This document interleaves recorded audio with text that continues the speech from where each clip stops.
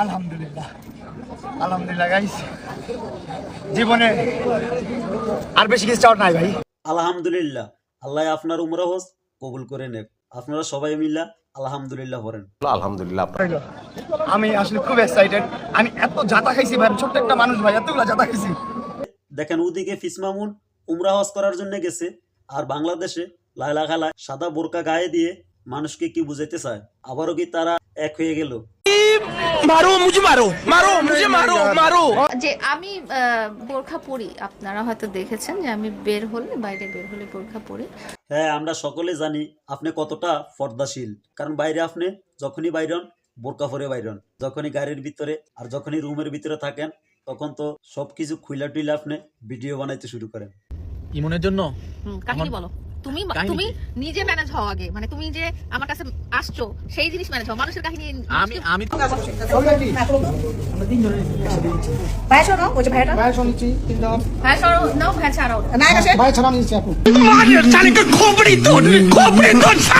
তো এই ফিস মামুন কিন্তু উমরা হজ করার জন্য এখানে গিয়ে আপনারা দেখতেছেন তার মাথা কিন্তু সে নেড়া করে নিতে আছে, কিন্তু ফিস মামুন কিন্তু খোলা সাদা মন নিয়ে হজের উদ্দেশ্যে সৌদি আরব হয়ে গেছে।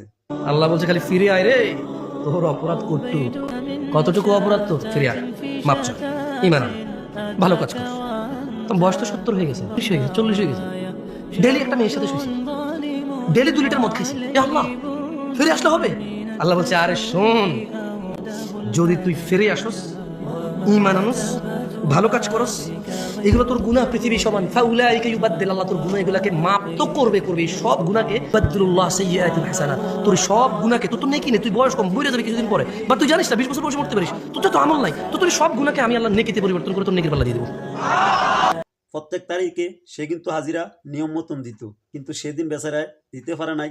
এমন তো একটা হাজিরাও মিস করে নেই, যত ঝড় বৃষ্টি তুফান যা হয়েছে সব ঠেলিয়া গেছে গা, সবগুলা মামলায় হাজিরা দিছে। মক্কা শরীফ যাওয়ার জন্যে ভিসা, তারপরে সবগুলো হঠাৎ করে হয়ে গেছে। তো শুনলেন আপনারা, সেদিনই কিন্তু তার মামলার হাজিরা দেওয়ার তারিখ ছিল, কিন্তু আগে কোনটা একটু আপনারা কমেন্টে জানিয়ে যাবেন, কারণ সেই দিনই কিন্তু এই লাইলার কাজটা একবার করা ঠিক হয় নাই, কারণ সে একজন মুসলমান, আরেকজন মুসলমান ভালো একটা কাজ করতে মক্কায় গেছে, এর মাঝে তারে নিয়ে এত বড় গেমটা সে খেলতে পারলো না। আর কোডো আয়া সে কি করলো তার মুখ থেকে আপনারা শুনেন। আদালতে এসেছি আমার একটা মামলার প্রেক্ষিতে, যে মামলাতে অভিযোগ চার্জশিট এসেছিল এবং আজকে চার্জ ফ্রেম হয়েছে, এবং যেহেতু মামলার আসামি আজকে নেই, তো ওনার এগেনস্টে একটা ওয়ারেন্ট ইস্যু হয়েছে, গ্রেফতারি পরোয়ানা জারি হয়েছে। মানে কয় কি মাথা গ্যাস ঠিক আছে? একজন মানুষের দ্বারা কি এই কাজটা তার করা ঠিক হয়েছে? তো এখনো সময় আছে, লাইলা খালা আপনি ভালো হয়ে যান।